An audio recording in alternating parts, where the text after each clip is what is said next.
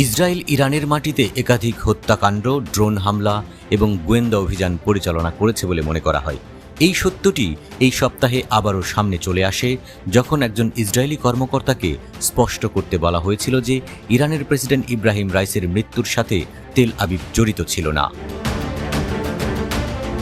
AI sniper boat থেকে গাড়ি বোমা, কিভাবে ইসরায়েলের মোসাদ ইরানের অভ্যন্তরে হামলা চালাতে পারে?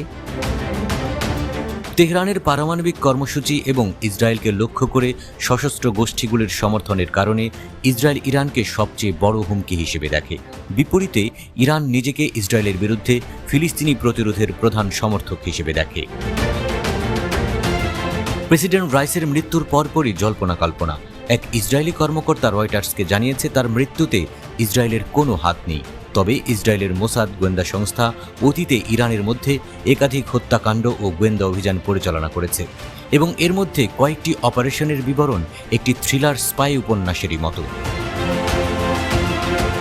ইসরায়েলের এআই চালিত মেশিনগান রোবট 2020 সালের নভেম্বরে ইরানের পরমাণু বিজ্ঞানী মোহসেন ফাখরিজাদেহ তেহরানের বাইরে রাস্তার পাশের হামলায় নিহত হন।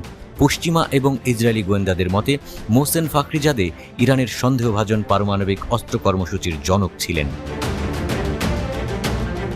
ইসরায়েল এবং একটি নির্বাসিত বিরোধী দলকে দোষারোপ করে ইরান ফাখরিজাদেহের হত্যাকে একটি নতুন ধরনের জটিল অপারেশন হিসেবে বর্ণনা করে। ইরানের রাষ্ট্রীয় টিভির সাথে কথা বলার সময় ইরানের সুপ্রিম ন্যাশনাল সিকিউরিটি কাউন্সিলের secretary rear admiral Ali Shamkhani বলেছিলেন যে অপারেশনটি খুব জটিল ছিল। এতে ইলেকট্রনিক সরঞ্জাম ব্যবহার করা হয়েছিল এবং ঘটনাস্থলে কেউ উপস্থিত ছিলেন না। ফাখরিজাদেহকে রোবট চালিত মেশিনগান ব্যবহার করে হত্যা করা হয়েছিল, যেটি রাস্তার ধারে পার্ক করা একটি ট্রাকে বসানো হয়েছিল। প্রকৃত মানব স্নাইপার, যিনি মেশিনগান নিয়ন্ত্রণ করছিলেন, তিনি প্রায় 1500 কিলোমিটার দূরে একটি অজ্ঞাত স্থান থেকে অপারেশনটি পরিচালনা করেছিলেন বলে জানা গেছে।